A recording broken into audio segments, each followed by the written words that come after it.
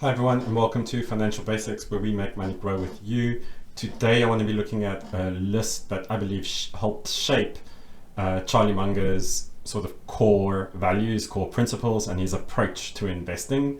I want to look at the specific books that he has recommended, including things that focus on rationality, decision making, long-term thinking in the sense of decades, and using mental models in how you make decisions and how you think about problems. Who was Charlie Munger? He was a billionaire, so that's a great start. If you want to think like a billionaire, then you should be looking at billionaires and what their approach is. He didn't just invest, he was an avid reader, and he was the partner of Warren Buffett. I really see them as a team. They cooperated really well together. They worked really well together. And I believe even a lot of Warren Buffett's success came from Charlie Munger. Why I believe this list of books matters. Big money is not in buying and selling. If you are buying and selling, chances are very high you're dealing with really thin margins. You can make a lot more money with investing in wonderful businesses at fair prices and holding those businesses for a long time. And great opportunities are rare. And the rarer something is, the more you should be hanging on to it. If you come across an opportunity in the market where you can buy something at less than what the market actually values it at, it means that that market is looking at this business and going, I don't think it's worth that. Good businesses are actually ethical. Unethical businesses, generally, you end up with decisions being made that are different to the ones that are in the best interest of the shareholders. So being upfront, being honest, being open, being ethical is actually a key component of being a good business. And then another excellent quote from him, just go to bed smarter than you woke up. If you're reading, that's fantastic to do that on a daily basis. The other thing that was great about Charlie Munger and the way he approached problems, he used mental models and learning from multiple fields. He absolutely believed that different fields of knowledge actually intersect in creating great solutions. The first book, Influence, the Psychology of Persuasion. Fantastic book, just talking about reciprocity, social proofs, and scarcity, and how that influences people's decision making, how it influences their perception of things, and just how this can potentially lead to either good or bad decisions. One of the examples of this that I remember quite vividly when I was actually at university was there was a retail chain that was looking at pregnancy, and they realized that during pregnancy, a future mother is extremely likely to build habits that might last years into the future, or potentially even decades. And they realized that if there was a specific combination of products that somebody could buy, then they're likely to be pregnant. And what they would do off the back of that is send them a bunch of marketing material and potentially discounts, whatever it is, that would get that customer to come into the shop more rather than going to other shops. And locking them in during that specific period would be a great way to, and a cheap way, an extremely cost efficient way to lock that customer in. The reason why this was revealed actually is because they sent this material to a teenager, and the father of that teenager actually freaked out with the, why are you sending this to us? And he only found out later that his daughter was actually pregnant. The next book, Thinking Fast and Slow, just looking at the differences between really fast, intuitive thinking, which can be extremely prone to error, versus the slow, deliberate thinking, where you're really thinking about something quite deeply and you're trying to be sort of as rational as possible. And I think a good example of this is just the loss aversion. It really matters in the sense that if you have a portfolio of $100, if you lose 50% of it, you're down to $50, but you can't grow it by 50% to get back to where you were.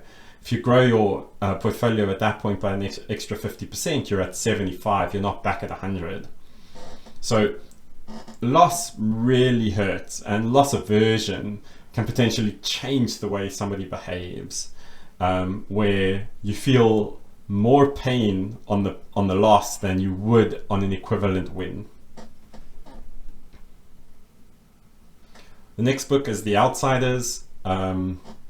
It's just an analysis of unconventional CEOs who achieve enormous success through the allocation of capital and really thinking about how best to allocate capital. And potentially a lot of the time I like to think of it as making hard decisions. And by hard decisions, I mean decisions where a lot of people potentially around them might go, actually, that's not necessarily the best decision.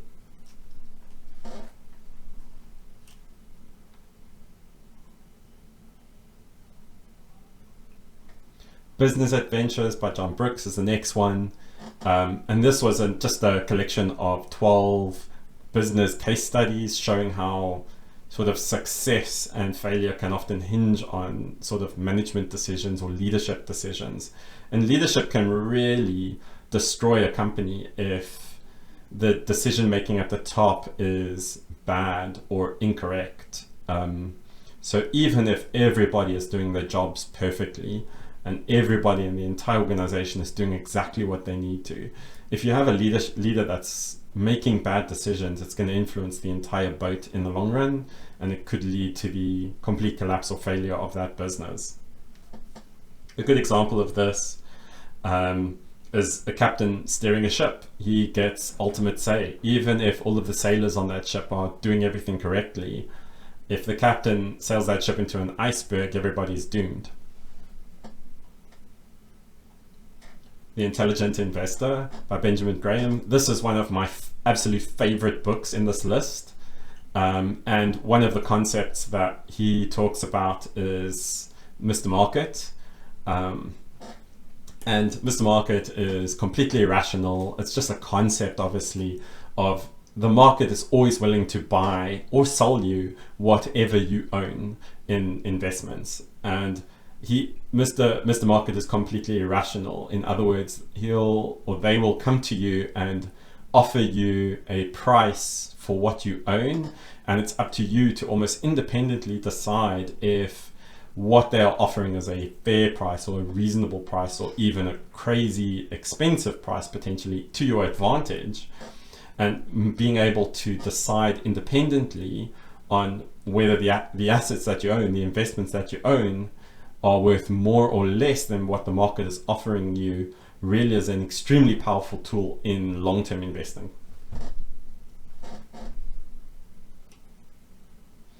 Deep Simplicity, a lot of it explores the systems in nature, economics and markets.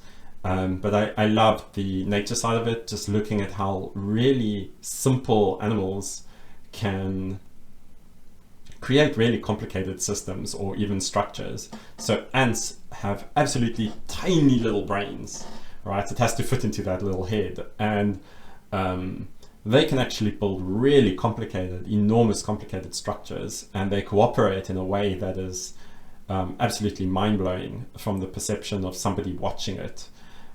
And the reason for that is because even though they've got really simple decision-making capabilities, with very few rules, you can actually create enormous complexity.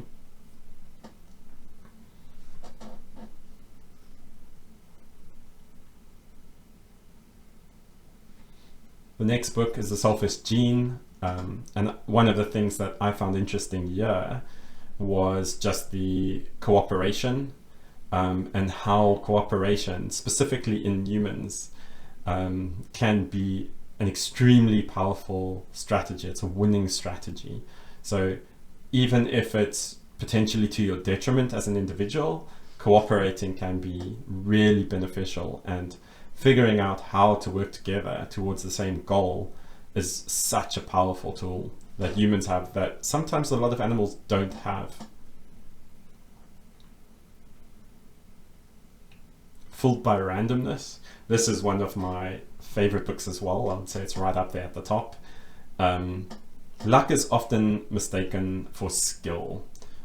So good example of this is, and Veritasium did a video on this, just luck versus skill. And he looked at, well, in the video he looked at athletes, so like top athletes in the NBA or in some of the top baseball leagues or football leagues.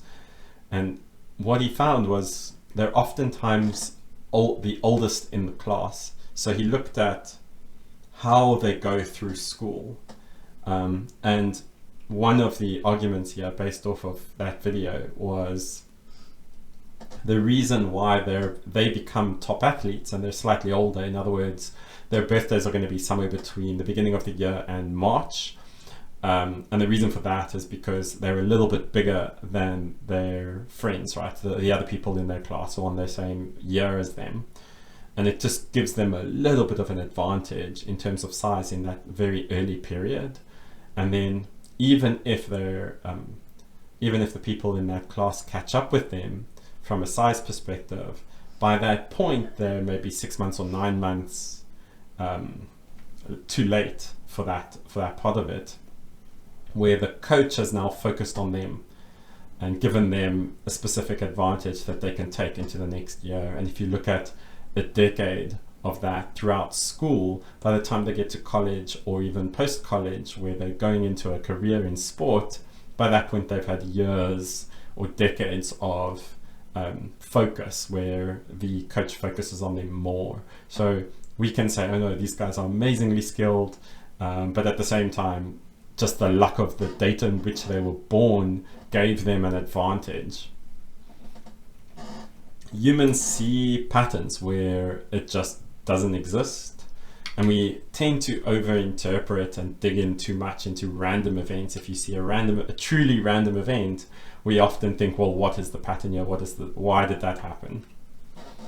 And then, black swans really do matter. A black swan is basically just a rare, super unpredictable event. And you can often tell if it's a black swan event because you didn't insure for it.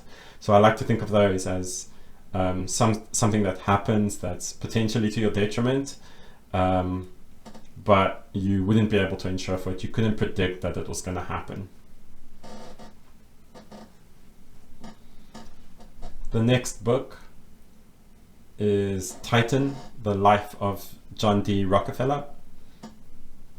And it focuses very much on thinking in decades instead of years or days or months. And he maintained extreme financial discipline, where he was super focused on being very structured with his money.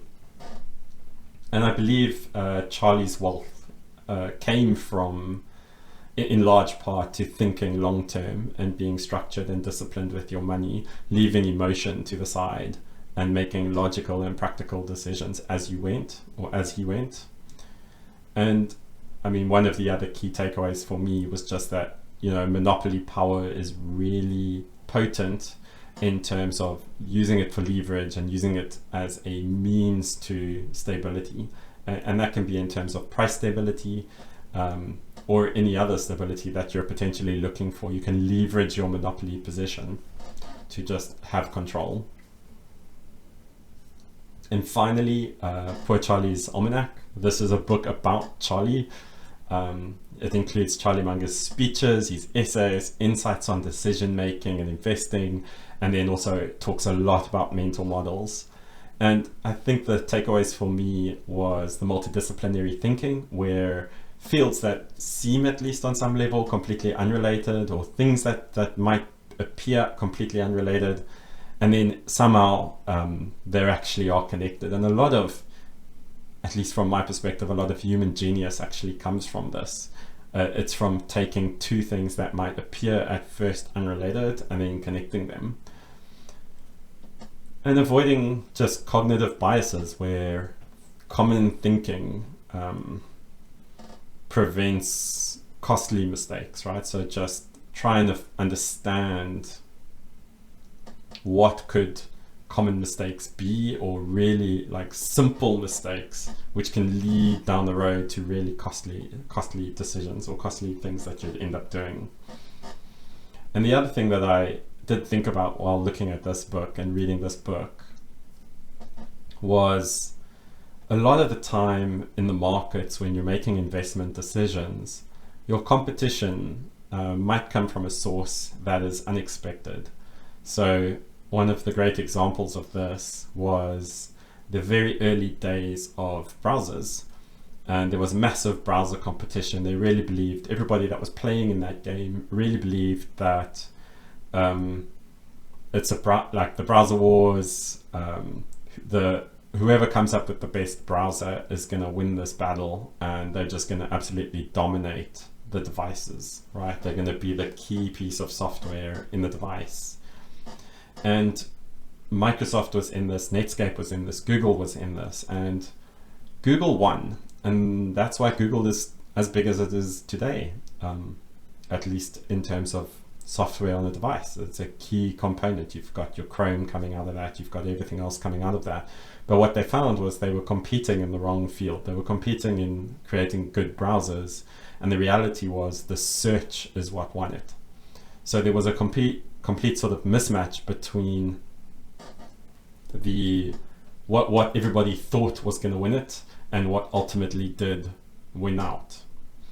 I've actually had a couple of debates as well in this space today, and obviously the answer to it is still outstanding, but looking at Microsoft versus Meta. Microsoft at the moment is buying up game studios left, right, and center in the VR space. So virtual reality, that is their bet on virtual reality. They believe that owning the studios, owning the content generation is going to be a key part of the VR gaming world in the future. Meta has gone down a completely different path. We're going to rely not on content generation, gaming generation. We're going to create the hardware that allows people to play all of that content. So they've gone and they've built headsets. If you had $100, who would you bet on, Microsoft or Facebook? Which strategy do you think is going to win? So that's obviously still outstanding, and we'll see what happens in the future. Munger's reading strategy, he read widely, he was connecting ideas using mental models. He valued a deep understanding of content over speed reading. Glancing through a book really quickly, he felt like that didn't really give him the right value, and he believed understanding the content, deep reading, deep understanding is what he was really aiming for.